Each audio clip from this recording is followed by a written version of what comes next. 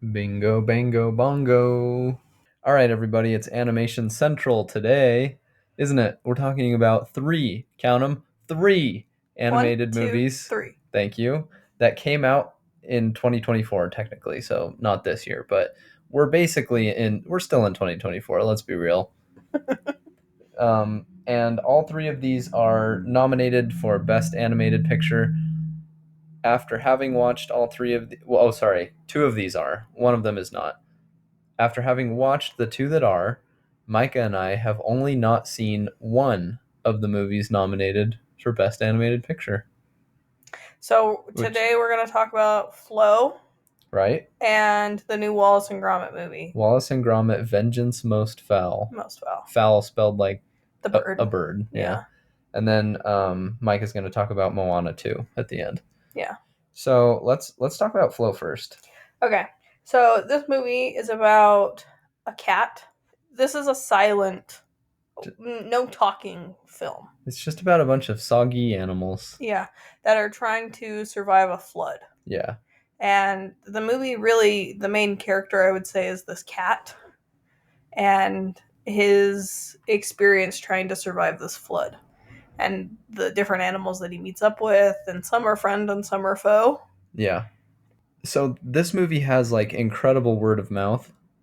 Like everybody that's seen it has been wowed by it. Yeah. And I was super excited because I, love cats. Yeah, we we love both love cats, and we love a good cat thing, an animation that's supposedly super great that's centered on this cat. Was really excited by, but then I kept seeing the trailer and kept thinking I don't like the way that this is animated. It looks like a video game cutscene animation. Right. I think that it looks like the Goose Game. That's like the closest thing that I can compare it to. That's the quality of the animation.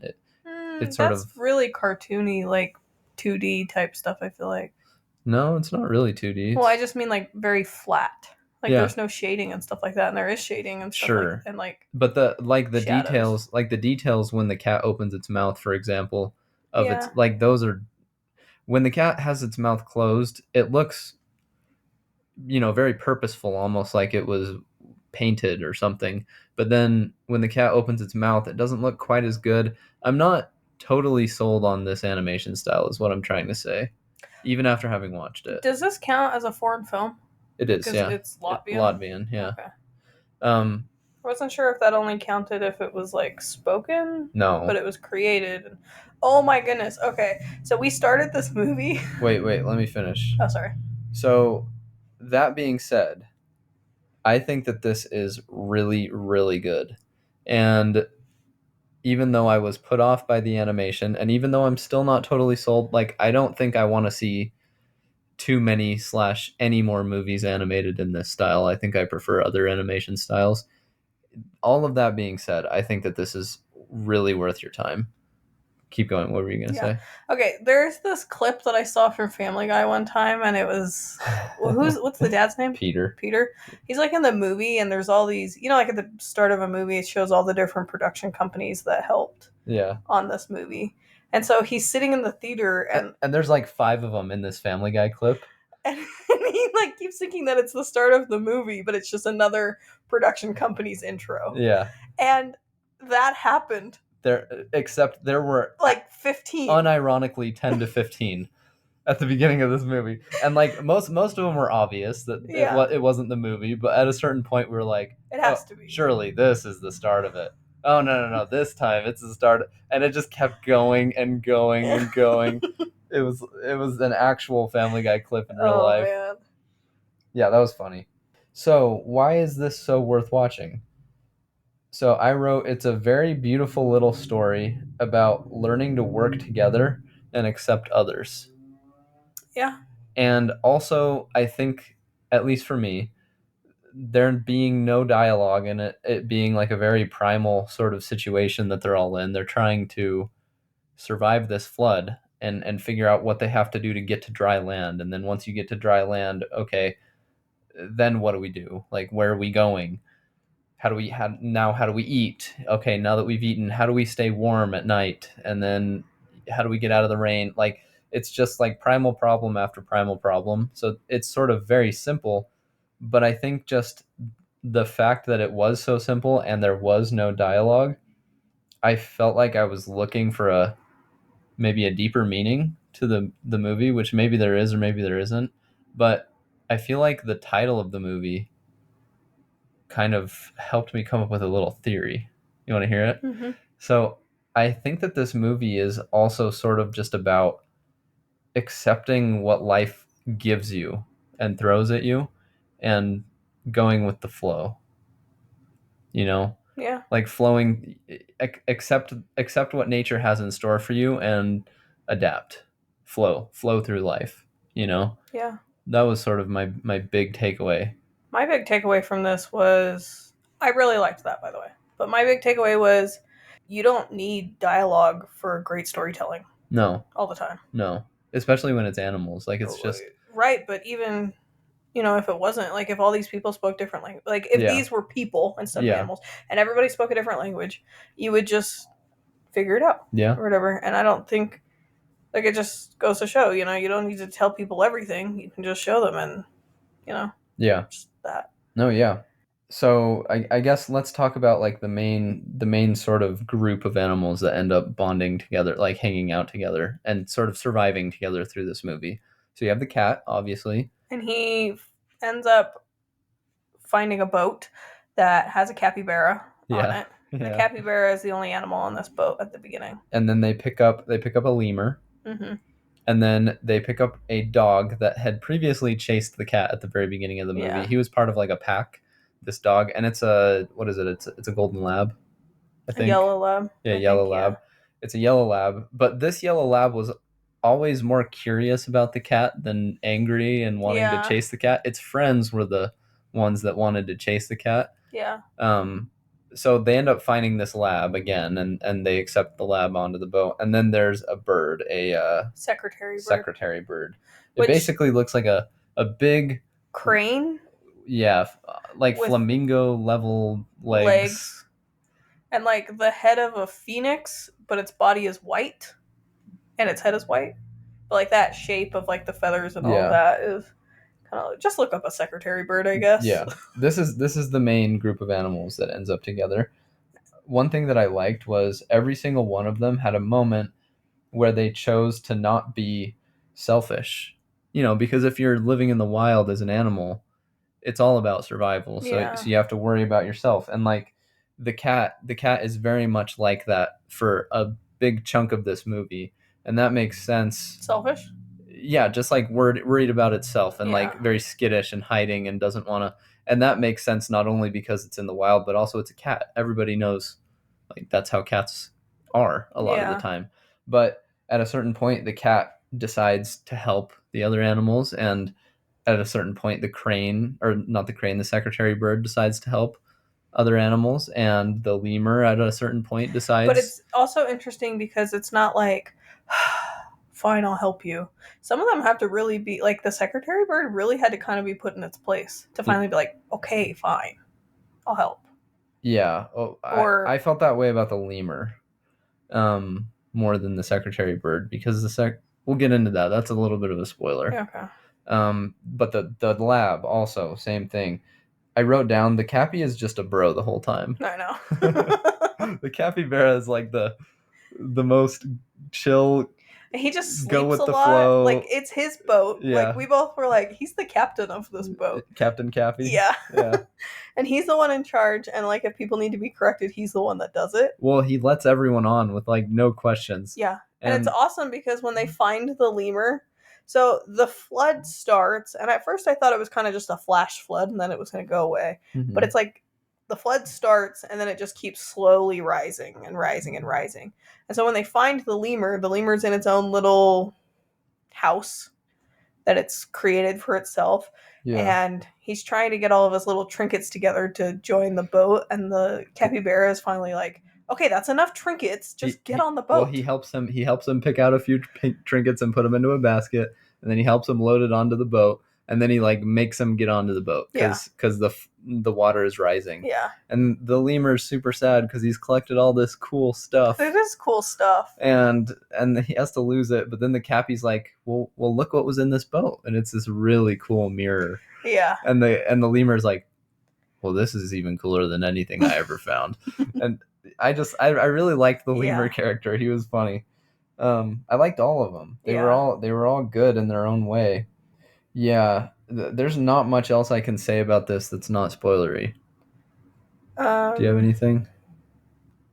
When I first heard about this movie, and I can't even remember if I watched the trailer. Mm-hmm. I probably did, but I don't remember now.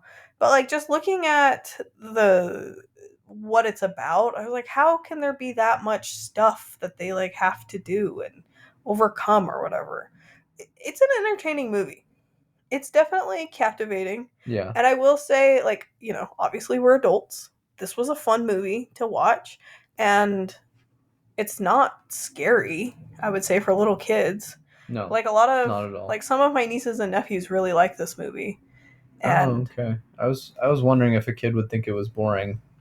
Because there's no songs, there's no talking, the story is just what it is, it's what you see, and I think it's really designed for you to extrapolate a message or a moral from it based on what you see happen. That's what I think it's designed for. So I was wondering if a kid would get anything from it. At really. Least some of the kids, my nieces and nephews like it. Yeah. And yeah, I guess that is kind of surprising because there is no talking, but it's also just fun to see all these animals. Yeah. Anything else before we get into spoilers? Because I wrote, it's giving we're all in this together, but I hate myself for writing that. I wrote it as a joke. But that's my last note that's not spoilery. Okay, I'm trying to think. I think that was... I think... We can rate it if you want. I think that this is an extremely competitive year for Best Animated Picture, Best Animated Movie. How many got nominated?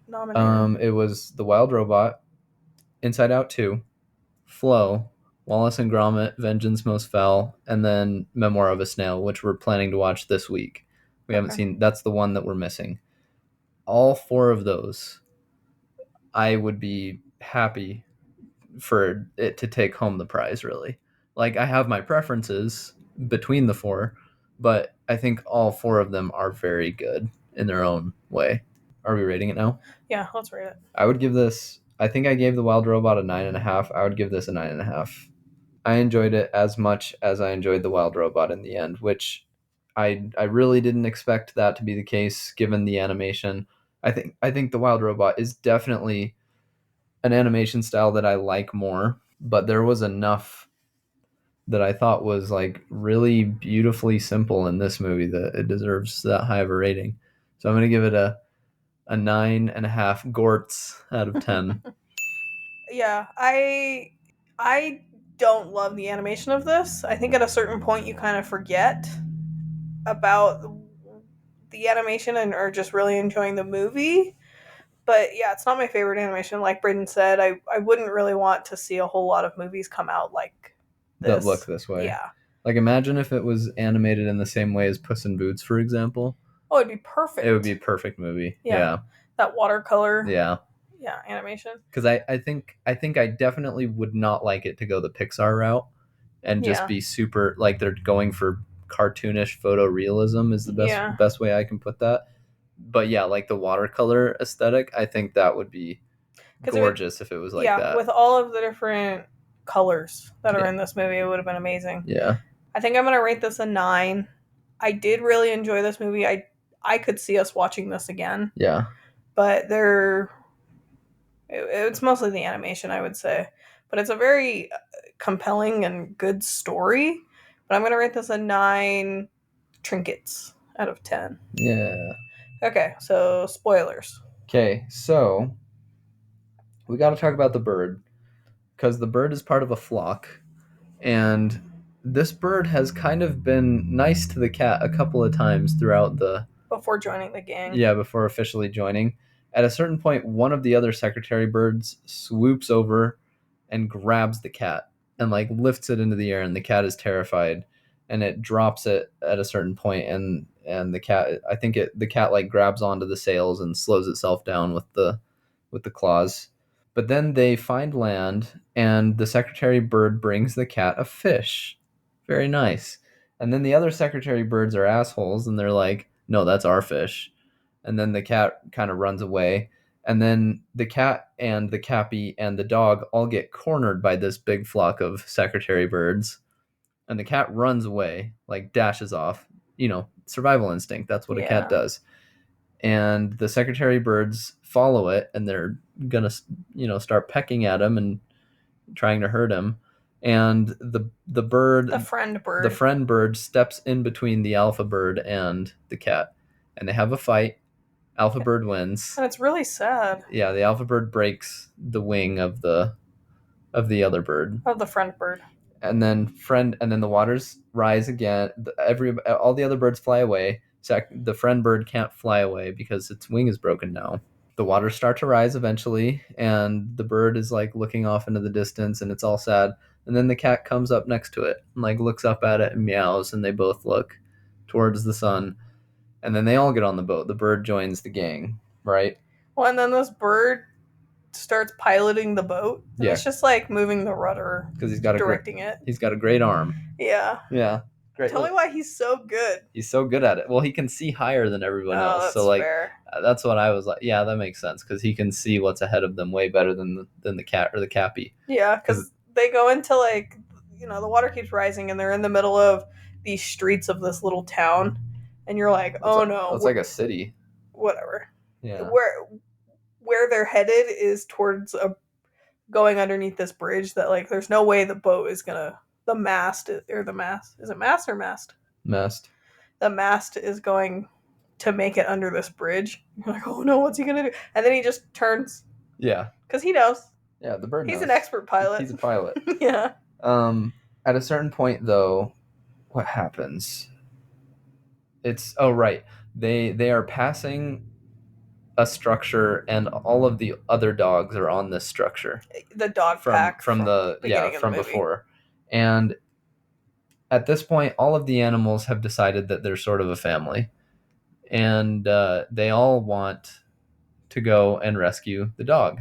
And the bird's like, nope, not doing it. And then eventually, the cappy is the last animal to come and like sort of push the bird off of the rudder. He corrected him.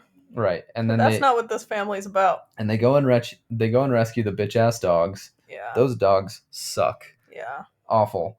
But like the bird feels spited. The bird has never really accepted the other animals. Like he was willing to help the cat and be kind to the cat. He didn't believe in the cruelty of his flock, but he hasn't really ever accepted the other animals. And there's a certain point where they reach like this big, massive, like mountain-like structure, and it's something that the cat looks at a lot throughout the movie. You can tell there's something special about this place. You just don't know what it is, this big mountain thing.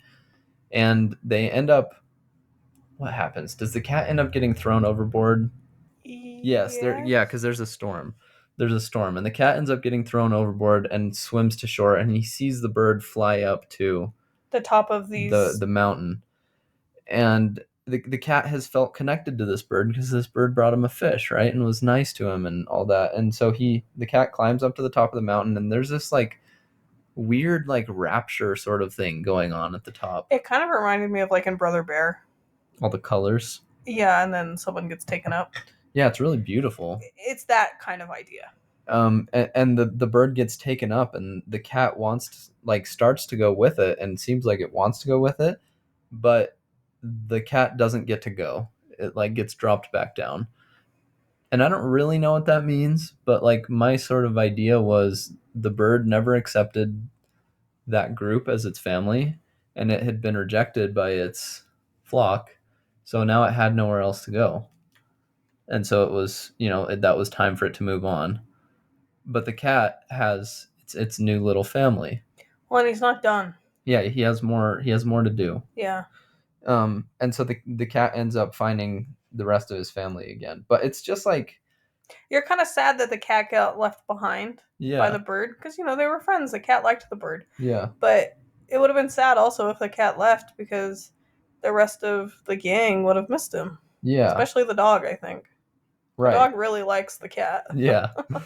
Um but like they all get a moment. Like the cat's moment is he decides to start fishing for the rest of the group, and he gets a bunch of fish and puts them out and gives everybody a fish, gives the dog a fish, even though the dog's been annoying him. The dog takes the lemurs because like the bitch ass pack of dogs, they start messing with all the lemurs stuff and They try to take his mirror, mirror which is and his most prized yeah, possession. and the dog takes the lemur side Mm-hmm. and they break the mirror and the dog is like and the lemur's really sad and the dog's trying to comfort the lemur so that the dog is choosing to not be selfish either and the bird gives the cat a fish and like the lemur is kind of selfish the whole time until the very end when the flood ends and the cat has been looking for the family. This is after the cat gets thrown overboard and sees the rapture. So he's separated from Yeah, everybody. and he's trying to find them again. And eventually, like the land comes back, which was a really cool part, by the way. That looked really cool Yeah. with this animation. This movie is beautiful at times. It's just not beautiful at other times. Yeah. So a little bit. That's why I don't really want to see too much more of this style because I think it has moments, but it's not all the way there. Anyways, the cat's looking for the family. The first one that he finds is the lemur, and the lemur is like just staring at the mirror, and there's all these other lemurs staring at the mirror with him. Totally captivated. And then the cat like sees him, and he's like, he meows, and the lemur just kind of looks at him, and then looks back at the mirror and ignores him. And I was like, "Aw." Yeah. And so the cat walks away, all sad. But then the lemur like puts down the mirror and then follows the cat, leaves the mirror, Yeah. and goes and follows the cat. He's like, "You're more important to me now." So the lemur gets his moment too, to be To to shine. accept the family, right? And it's just really lovely, until the end. If you think the end is sad, which it might be, With the whale. Yeah, and then With the whale. yeah, and then after, Right, and then with the whale. yeah. Yeah. Do you want to talk about that or no? Yeah, I guess. Since it's spoilers, it doesn't really matter. Mm-hmm. So after the whole gang, obviously without the bird, finds each other again, and there was kind of a big to do for them to all get back together, but they're all back together. And throughout the movie, there's this whale that kind of shows up every once in a while. And at some point, it does save the cat's life, and then shows up later as like oh, hey guys. And it just shows up periodically. When the water recedes, the cat finds the whale, and where he landed, there's no water. And so the whale is dying, it looks like. Yeah, And the cat goes over there and, comforts it. yeah, comforts this whale and sits there He and he does the little cat head bump nudge. and starts purring. Yeah. And I just felt like there was so much emotion in this whale's eye. Yeah, It was really sad. And then the movie ends. and And I then there was a post credit scene, yep. and there's all this water, and the whale jumps out of the water Well, and does its I whale I thing. don't think it jumps. You can just like Oh. as the waves like rise and fall, you can see the whale swimming in the Oh, the background fins and all towards that. the sunset, and then it ends. Yeah, okay. Which I would like to think that he just somehow found water. Perfect world because I want all of our little pet friends to be okay. Yeah. But you Well, are probably being more realistic. no. I think okay. Here's what I think and what I hope. So at the very beginning of the flood, the cat is looking into a puddle and sees himself, reflection, and then the flood happens, right? Mm-hmm. But the cat survives that flood, right? Right before this second flood at the very end that we don't see happen, the whole family, the cappy, the lemur, the cat, and the dog are all staring into a puddle and they see their reflection. And then the movie ends. And then the post credit scenes Mm-hmm. happens. I'm choosing to take the looking into the puddle and seeing yourself.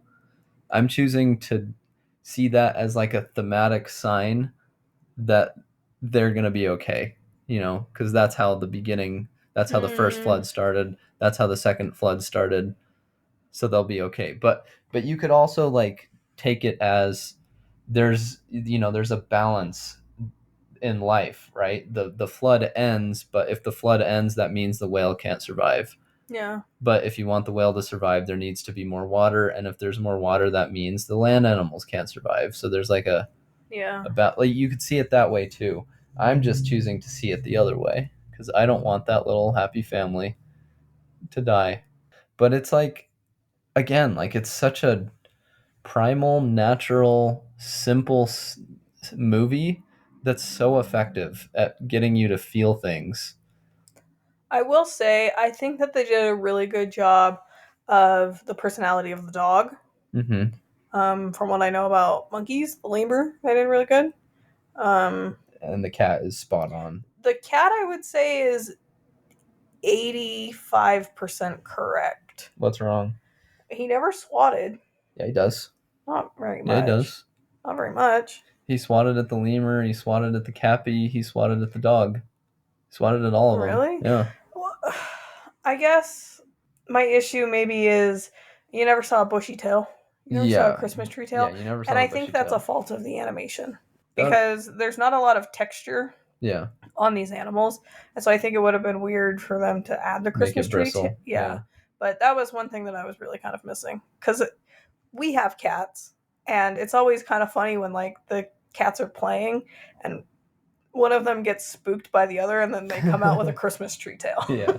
Love it. But there's other things that are like exactly right. The way that he like sort of Yeah. shrinks down and his ears go back and his Yeah. eyes get huge when he's nervous and he like looks around. The way he looks around is exactly how our cats do it. And the way that he always wants to climb to the top of The they mast. always like to be high up, so they'll jump on things, they'll climb things to get high up, even though it doesn't really make sense for him to do that because it's a little dangerous. Yeah. He still does it. He lands on his feet. The way that he sort of twists and arcs in the air looks right. And there was another thing I really liked: The nudge. the nudge and the purring when he's trying to comfort the whale.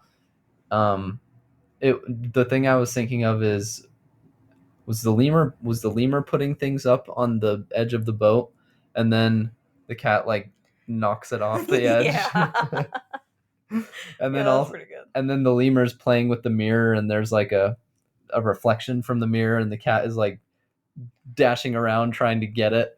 You know, Okay, so maybe 90% or 95% they got right. It was just that one thing, I guess. And I think it's a fault of the animation, honestly. there was one part where like the dog was following the cat at the very beginning of the movie, and I was like, no way does this dog sneak up on a cat. Mm-hmm. And I was about to have that be a criticism, but like as soon as the dog was within the cat's view, the cat turned around and saw it, and I Yeah. was like, okay, good. like the senses that a cat has are like, they're so acute, and Yeah. they can tell. I swear our cats can sometimes tell when I'm just looking at them when they're asleep. Oh, for sure. Like they can feel my vision on them somehow, because like their ears will twitch and then perk up, and then they'll like and then they'll turn around and look at me. What? Yeah. Sometimes, not all the time, but like definitely if I make a noise or like breathe on them or whatever, like it's immediate. Yeah. Can't sneak up on those little. You like that? No. Not that I would want to. All right, next up, Wallace and Gromit, Vengeance Most Fowl. Let me set the stage a little before you tell what Okay. this is about. So apparently, this is a sequel to the short that came out in 1993 called "The Wrong Trousers," and I think I've definitely seen this short before because I looked through some of the screenshots if you Google it, and I remember this is like a childhood memory of that I have of watching this short. This is where that evil penguin comes from, the evil Wallace and Gromit penguin. And I'm guessing, because I haven't seen the short in a really long time, but I think that this movie picks up right where that short left off. Interesting. So, do you want to Okay. set the stage? So, just for anyone that doesn't know, Wallace is the human, Gromit is the dog. Mm-hmm. So this is what it says online. What it's about. Gromit's concern that Wallace has become over-dependent on his inventions proves justified. When Wallace invents a smart gnome that seems to develop a mind of its own. And so this is just their experience with these gnomes and And dealing with. when Gromit feels replaced He doesn't feel loved by by Wallace Wallace so because much. he's a dog and he likes pets and all of that, and Wallace invents this thing to pet him for him. Yeah, the petomatic. Yeah, and Gromit is like, it's not the same. It's not the Yeah. same. And yeah, and then there's also the penguin. The penguin is in this too. Yeah. What is his name? Feathers McGraw. Feathers McGraw. Yeah, this movie's really fun. That penguin is so evil for no reason. Just the way he looks. Yeah. How did they make him look so evil, but he's like cute at the same I know, time? and he never talks. Yeah. He never makes a sound. There's a lot of references that I picked up on from this. I really enjoyed. Should I go through them? Yeah. So when the penguin gets caught at the beginning of this movie, which is right after the short ends, I think. The penguin gets caught, and they're like, "We're gonna throw you away for a long time in a place you'll never escape from." And they put the cuffs on him, and they like take his mugshot, and then they put him in a cage, and it's just the zoo. Well, he has a jail cell that's like enclosed, and then he can walk, quote unquote, outside, and that's his exhibit. Yeah, and there's like a pool, and like yeah, it's but it's decorated so funny because the zoo has like it's like totally it looks like fenced a prison in, and it has the barbed wire across the top, and they Yeah. probably have like searchlights going at night and all this. It looks like a prison, but it's like zoo. It's funny. And then he's like doing pull-ups, and he puts like the poster of Wallace and Gromit up on the wall, and he's like staring at it as he does pull-ups, and it's doing like it's a Cape Fear joke, right? Robert De Niro working out, and like the scary horn music that's playing that's super loud. Yeah. So that was one. Spoilers. Do we want to talk about plot points, or is part of the fun of this just sort of because it's not like, I mean, a spoiler is a spoiler. We can all agree on that, right? By definition, it's the ineffable plan. A spoiler is a spoiler is a spoiler is a spoiler, but like with a movie like this, I feel like spoilers aren't as big of a deal for some reason, just because it's a cartoon. Yeah, it's funny. It's just sort of a fun and it's thing. Wallace and Gromit. I don't. Okay, I'll refrain. Okay. But yeah, like I think that this movie's strength is its humor. It's hilarious. Yeah. So Wallace invents this gnome, which is like a helper robot, basically. Yeah. And because he's trying to like make everything as seamless and easy as possible. And so Gromit has his garden that he works at, like, it has made beautiful. He's grown all these flowers and plants and stuff. And Wallace is like, you spend so much time in here. Let me just make your life easier. I've invented this gnome that can do all of your yard work. And he cuts off, and Wallace is like, go and make this garden nice and neat, or something like that. Clean and tidy? Yeah. Or something like that. Gromit is going for more of like an English flower garden, a little bit shaggier, a little bit, but it's like still well kept. Beautiful. It looks really good. Yeah. But this gnome turns it into a 21st century like cubic modern. Everything is very boxy. Everything is super neat. Lots of space. All Flowers, the flowers are gone. Just grass and trees that are shaped well. Yeah. All of this, and Gromit is like, my garden. But Wallace is like, well, now you don't have to spend any more time in here. But that's not the point. Yeah. You know, the point is that he likes to. Yeah. And he has all these cute hats that he gets to wear while he's out there. Gromit's a little bit more of an old-fashioned guy. He prefers to use the regular teapot instead of the automated thing. He likes to read books. Some of the books he reads are really funny, by the way. I'll tell that spoiler. That's a little tiny spoiler, but it's a funny joke because he feels like he's being replaced by this gnome, And then the neighbors see how good of a job the gnome did at fixing the garden, quote unquote, fixing it. Mm-hmm. And everybody wants to hire the gnome, and that's how they're going to pay all their bills because They're going to debt. inventing is expensive and whatever. So Gromit feels totally replaced. Anyways, Wallace tells the gnome to go recharge his batteries in Gromit's room or whatever, and Gromit is reading A Room of My Own by Virginia Woolf.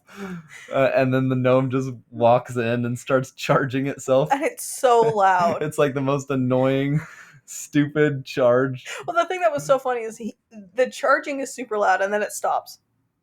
And then it picks back up again. He's like, battery charged at 1%. And he's like making this noise. It's like, but like it's not consistent, is what I'm saying. You know, if it was like a consistent sound, you could maybe fall asleep to it. But if it's gonna turn off every 10 minutes and then start back up, there's no way you'd get any sleep. Well, and his eyes are like rolling into the back of his head, and like his eyelids are the gnome's eyelids are fluttering. It looks like he's possessed. Wallace, why did you design it this way? Why do you have that as like the feedback that it's charging? Yeah. You can choose that, by the way. Like it doesn't have to do anything. But that's, you know. So Gromit is like, oh my gosh. And then the next morning Gromit is reading Paradise Lost by John Milton. It's just like hilarious because his happy life has been completely turned So over sad. by this gnome. So that was really funny. There's just a lot of really funny moments. This is a really, really funny movie. Yeah, of the Best Picture nominees that we've seen so far, this is definitely the funniest, right? Like it's not even close. What were the other two? Inside Out 2, Wild Robot. Yeah, this is definitely this is definitely the funniest one. Yeah. So it's great. I mean, do you have anything you want to talk about before spoilers? I'm gonna give some references that I noticed and. This is claymation. Yeah, and stop motion. Yeah. Yeah. So just a heads up to anybody that might have issue with that. It's so good though. It's so funny though, and it looks really good. But it's also like a really nostalgic. Yeah. Cartoon. Well, I love hearing the Wallace and Gromit theme song. Like I remember that from when I was a kid. I was like waiting for it, and then when it kicked in, I was like, dun dun dun dun dun dun dun dun. It's like, yes, this is what I want. There is this part in the movie where Wallace is sad at some point, and he's sitting at the piano just like pressing on keys, and it's the theme song, but super slow and super sad. Yeah.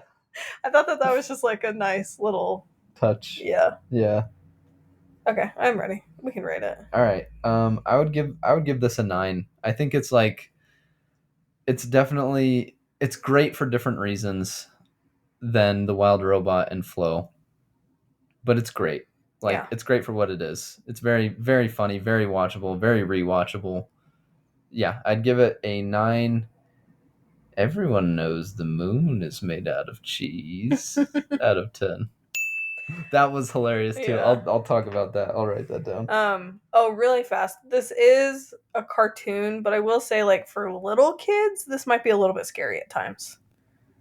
Would you agree? Would you? Really?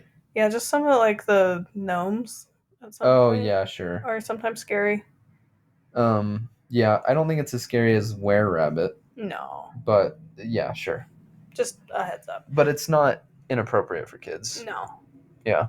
Especially if you're showing kids anything like Nightmare Before Christmas, like this is totally fine if they've seen that. Yeah, just a little heads up. So I think I'm going to rate this a 9.25. I thought that this was so funny. I love the animation. This is so nostalgic for me. Yeah. I'm going to do a 9.25 English Gardens out of 10. Yeah. Spoilers? Yeah, spoilers. So at a certain point, because this gnome is being so obnoxious, Gromit has to go look for another place to charge it. And so he brings him down to the basement, but because of all of Wallace's gizmos and gadgets, all of the outlets are taken except for the computer. So he plugs it directly into the computer so he can charge. And that night, the penguin has Feathers McGraw has constructed this device that he's able to hack into Wallace's network. he extends like this there's a tiny little slot that Oh, that's another that reference. they feed him through, basically. No, it's in the wall. He Oh, takes a that brick out of they the just wall. look at him through. Oh, the No. Shawshank. Yeah, the Shawshank thing. Yeah.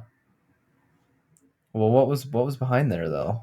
I don't remember. There was a poster on either side, and he took the brick out of the middle of it, and then No, he shoved that thing through it. no, but he reached his little hand through the slot that the guards can use to Are you look at sure? him. Yeah, Oh. because that's how he was able to get into their office. And Then why did he have the Shawshank? I don't remember what was behind the Shawshank thing. Was it his hat? There was something. No, because he took his hat when the guard came into the room. That's right. Anyways, he builds this like big claw with a hand on the end of it, and he feeds this claw through the little chute, the little slot that the guards can look at him through. And because the guard is asleep, he's able to reach over the guard's shoulder and use the computer and hack into Wallace's network. And because the gnome is charging in the computer, I know this is like a series of unfortunate events yeah, type movie. yeah, he's able to. Oh, this was hilarious too. He was able to change the default core protocol of the gnome from good to evil. And there's maybe like 10 protocols. So there's good and pleasant, and then Grumpy sultry, and grumpy, and it like goes all the way down to evil. Wallace, why did you program an evil base protocol for the gnome? Why did you do that? I really liked the animation of the penguin hacking into its brain though. Yeah, that Like was the Matrix. into its code and all of that. It was pretty cool. So that was another reference. Okay. That's Matrix. And but like there's a really, when he's hacking into the network, he has to guess Wallace's password, and he's like guessing it. He guesses wrong twice, and then he's like slowly scratching his head because he only has one more guess.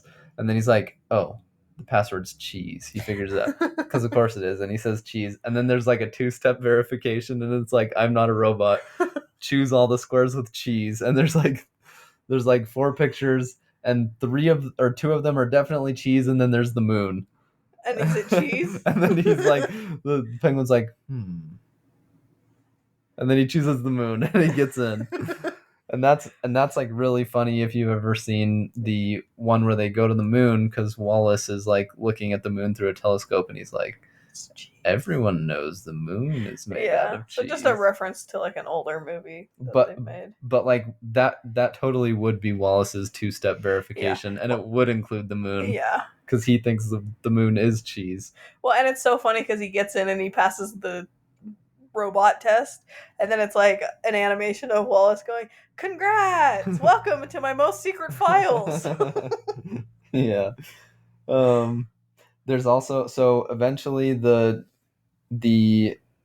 Feathers McGraw is able to bust his way out of prison because he turns the gnome evil, and then the gnome is able to create another gnome, and then that gnome creates another gnome. So they get a whole army of evil gnomes, and then they build a submarine, and that they get into the sewer system, and then they somehow get into the pool. That's because somehow the pool is connected to the sewer system, and it's big enough to house the submarine. It doesn't make a lot of sense. Don't scrutinize this. It's just funny. This is such a great movie of like absurd humor. Yeah. I would say it's so funny, but like none of this is possible. It's just crazy. But it's great because Gromit is spying on the penguin because he is onto these gnomes. Wallace is not onto these evil gnomes, but Gromit is. Snoozy Chalk. And Gromit, Snoozy Chalk. Yeah. Snoozy Chalk. And sorry, Gromit. And he at a certain point suspects Feathers McGraw's behind this, and so he's spying on Feathers McGraw's enclosure from outside of the zoo, and he sees the enclosure and he sees a chair, and then the chair like spins around and Feathers McGraw is sitting on it with a baby seal. He's petting a baby seal. It's so funny. And then the submarine pops out of his enclosure, and on Feathers McGraw goes, and there's one gnome that's playing the bagpipes as he's like slowly walking up onto the. I think this is like a Crimson Tide / Fucking Hunt for Red October reference as he's like slowly making his way onto the submarine, and then he passes the gnome that's playing the bagpipes, and then he just punches him into the water. into the water.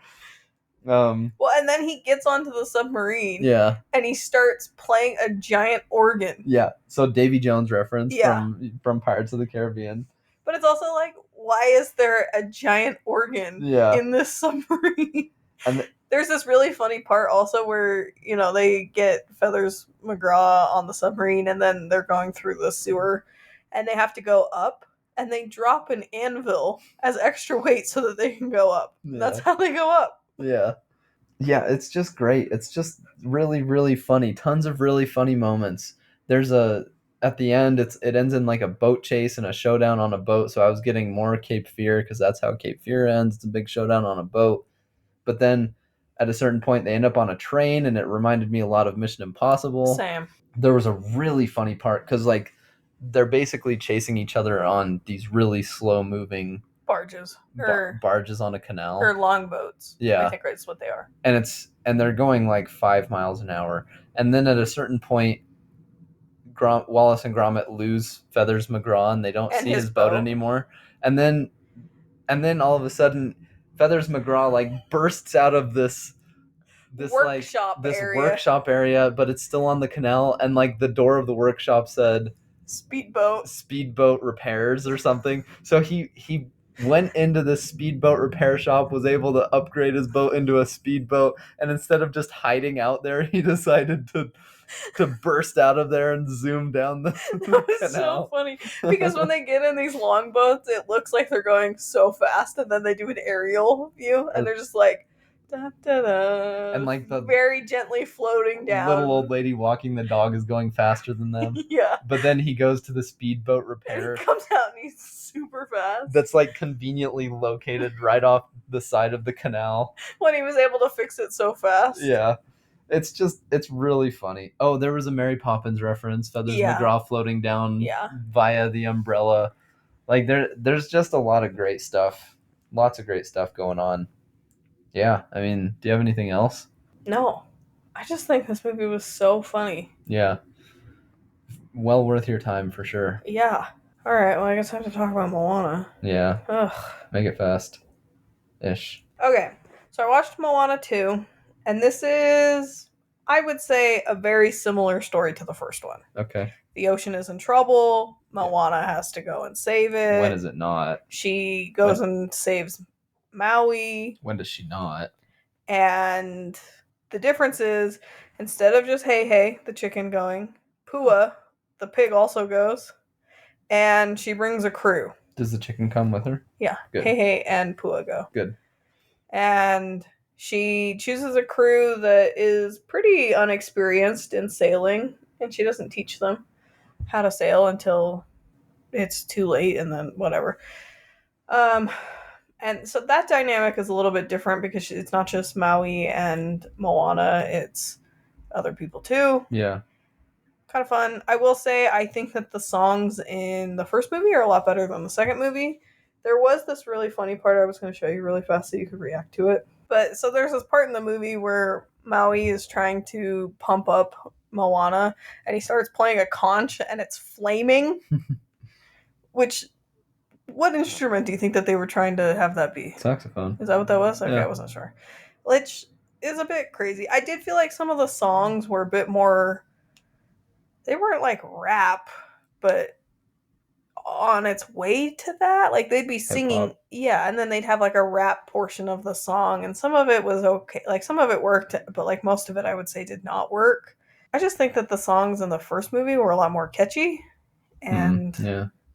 These songs, I felt like they were just trying to copy exactly what they did with the first movie, but then they added a little bit of rap. Gotcha. So I didn't love that. I do think that some of the different character, like little animals that they find along the way, are kind of fun, and the coconut people come back. I don't think you're allowed to say that now. Why? Yeah, that's offensive. Yeah, that's fair. You tell me what we're talking about. I actually don't remember the coconut people at Oh, all. really? They're the ones that shoot the poison darts. They're Okay. literally coconuts with arms and legs, and they're like fighting people. Sure, Micah. Sure. Sure they are. And it's kind of fun because they team up with them at some point for a little bit. I like the little. I don't know, but Just call them the coconut. I'm giving you a hard time. Just call them the coconut I know you're people. making me feel bad, but that's literally what they are. They are coconuts.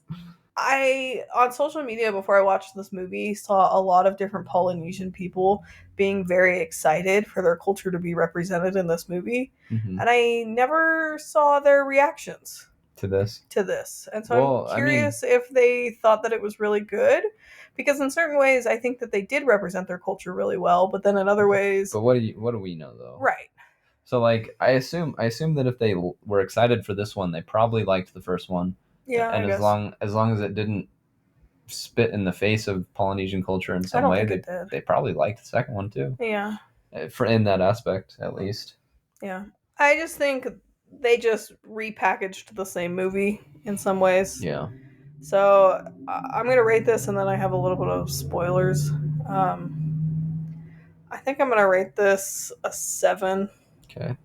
Not bad. Yeah, it was enjoyable. I don't think I'll ever watch it again. I didn't hate it. So a 7 little sisters out of 10. That was something that was kind of annoying.